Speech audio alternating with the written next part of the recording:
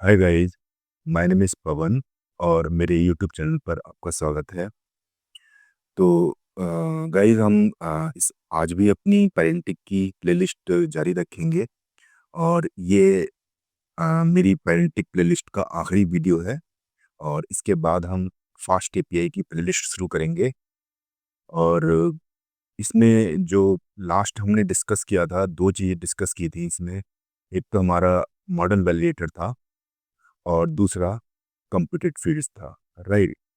तो model validator में हमने ये देखा कि कैसे हम एक से ज़्यादा फील्ड के ऊपर कस्टम ट्रांसफॉर्मेशन हम लगा सकते हैं और अपने मॉडल को अपने डेटा को कैसे एक से ज़्यादा फील्ड के ऊपर हम वैलिडेट करा सकते हैं। इसमें हमने देखा था कि हमें 2 पैरामीटर यहाँ पे जो इनपुट है हमारे एज और कॉन्टैक्ट डिटेल, इसके ऊपर अगर हमें एक साथ कोई लॉजिक कस्टम लॉजिक लगाना है तो कैसे हम मॉडल वैलिडेटर की हेल्प से उस काम को इजीली कर सकते हैं, राइट। और दूसरा हमारा था एक जो हमने डिस्कस किया था वो था computed field.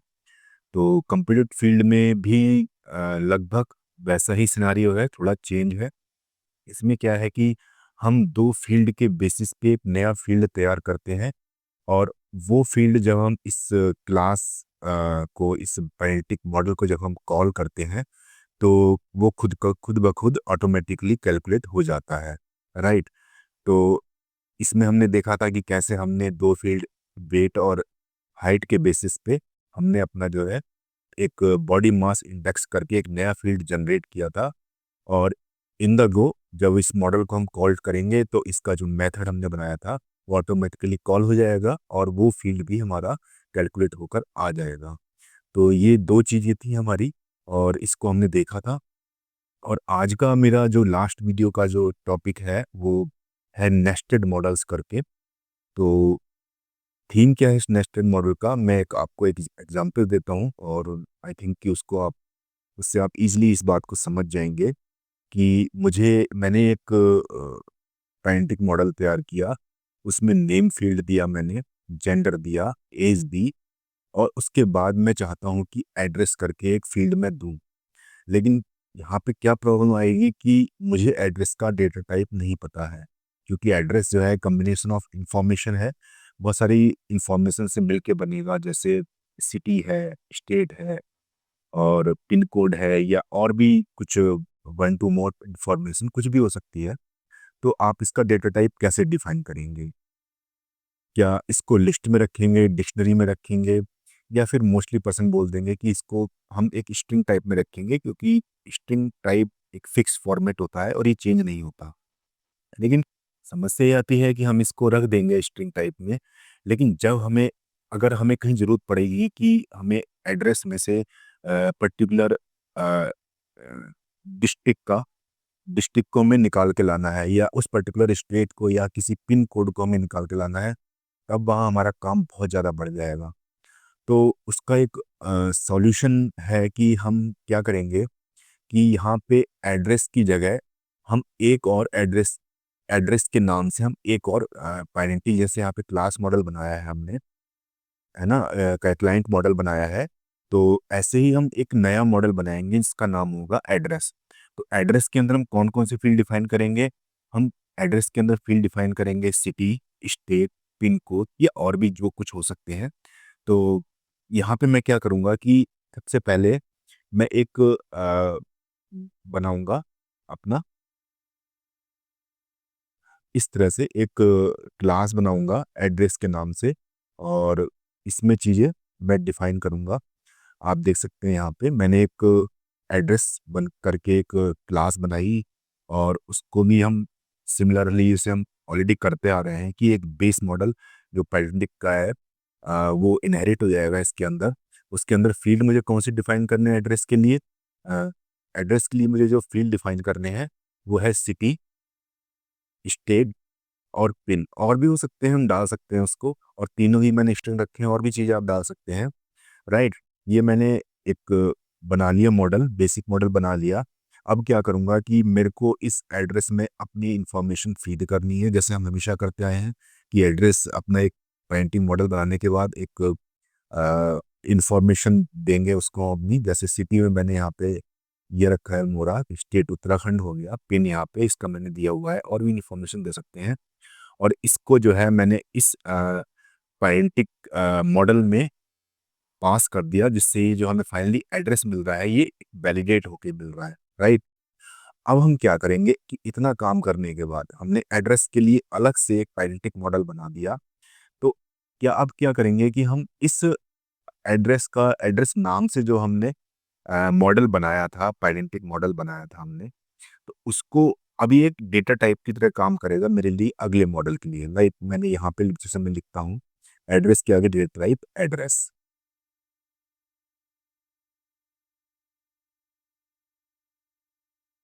Sorry spelling mistake है, एक डी हो रहेगा, ठीक है।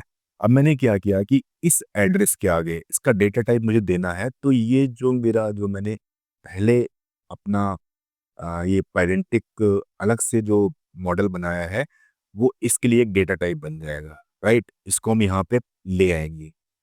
अब हम क्या करेंगे कि हमारी इंफॉर्मेशन कंप्लीट हो चुकी है।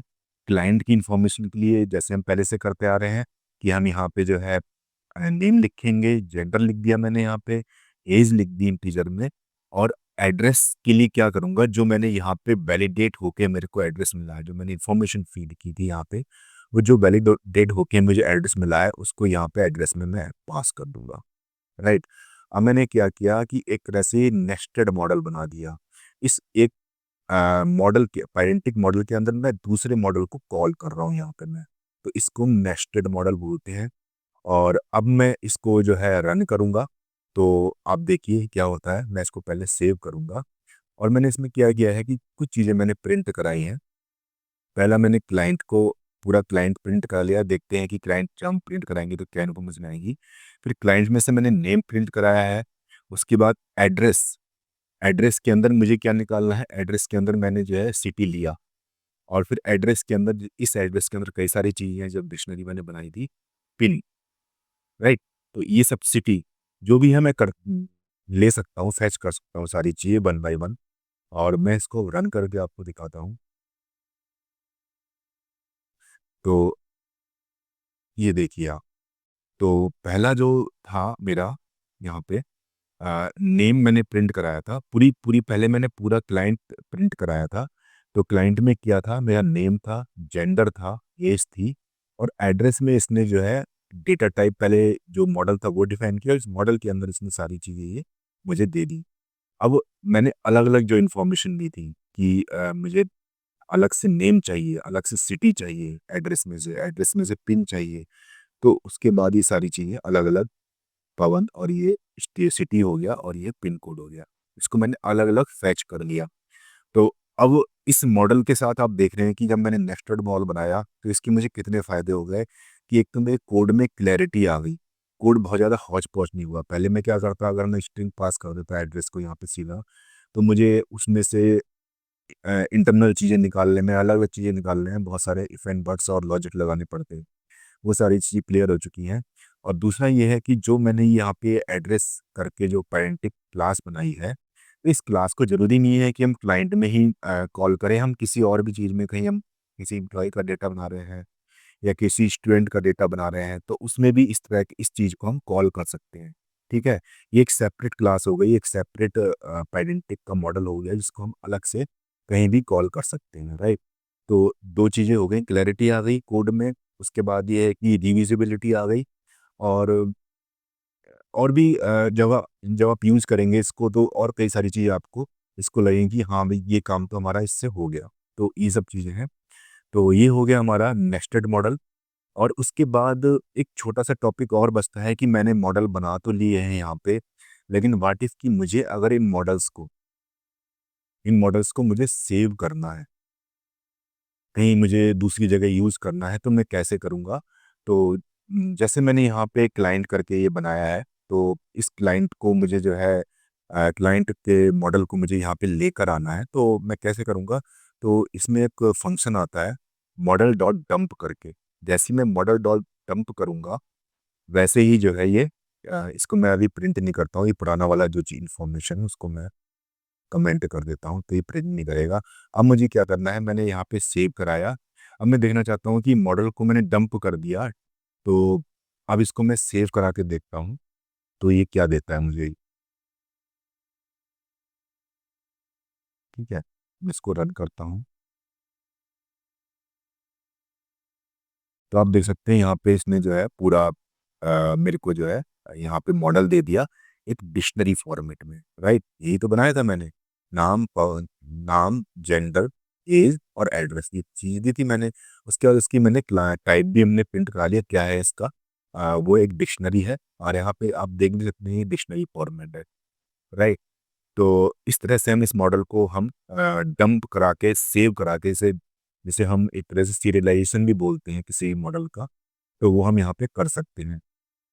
अब एक और चीज़ है जो इसी के अंदर मैं एक छोटा सा ऑपरेशन और लगाता हूँ कि मुझे जो है एक इंक्लूड करके एक फंक्शन, एक पैरामीटर मिलता है।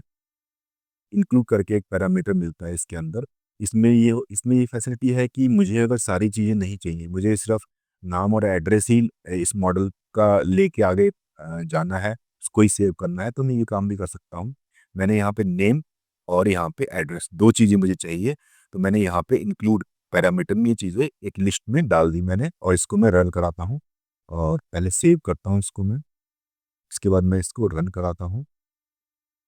अब आप देखेंगे कि इसमें इसने सिर्फ जो है मेरे को नेम दिया है और सिर्फ एड्रेस दिया, बाकी चीज़ इसने छोड़ दी है। अब एक और चीज़ है इसमें, इंक्लूड के बाद एक आती है इसमें एक्सक्लूड करके। अलग अलग पैरामीटर है, आप खुद चाहें तो इसमें एक्सपेरिमेंट कर सकते हैं। तो एक्सक्लूड में क्या करेगा कि मैं अब इन दोनों फील्ड को छोड़ के बाकी सारे फील्ड को जितने भी हैं वो सारे मैं इस मॉडल के अंदर डंप करके आगे ले जाना चाहता हूँ, तो मैं यहाँ पे एक्सक्लूड पैरामीटर का यूज़ करूँगा। अब एक्सक्लूड पैरामीटर का जब हम यूज़ करेंगे तो आप देखिए रन करने पे क्या आता है इसका। तो इसने नेम एक्सक्लूड करके और एड्रेस एक्सक्लूड किया, और यहाँ पे दो चीज़ें रह गई थी, वो जेंडर और एज मुझे यहाँ पे इसने मॉडल में दे दी। अगेन टाइप जो है इसका डिक्शनरी है। राइट, और और भी चीज़ें हैं। अब इस मॉडल को हम चाहें तो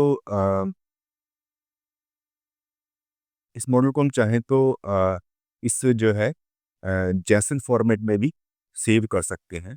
लेकिन ये जेसन मॉडल में जैसे सेव करेगा, सेव तो कर देगा, लेकिन इसका थोड़ा फॉर्मेट चेंज हो जाएगा। इसको मैं दिखाता हूँ कि ये जेसन में कर देगा, लेकिन उसके साथ क्या इसका फॉर्मेट देगा। तो इसको मैं रन किया। अब इसमें आप देखेंगे कि ये इसने कर तो दिया है, लेकिन जो है इसको ये स्ट्रिंग फॉर्मेट में यहाँ पे दे रहा है ये। ठीक है, अब स्ट्रिंग फॉर्मेट से थोड़ी चीज़ें निकालने बाद में थोड़ी सी दिक्कत हो जाती है, इसलिए नॉर्मली हम इसकी जो डिक्ट टाइप है, जो यहाँ पे मैंने ये डंप मॉडल अंडरस्कोर डंप करके यूज़ किया था, इसी को नॉर्मली हम ज़्यादा यूज़ करते हैं, इसको हम कम यूज़ करते हैं।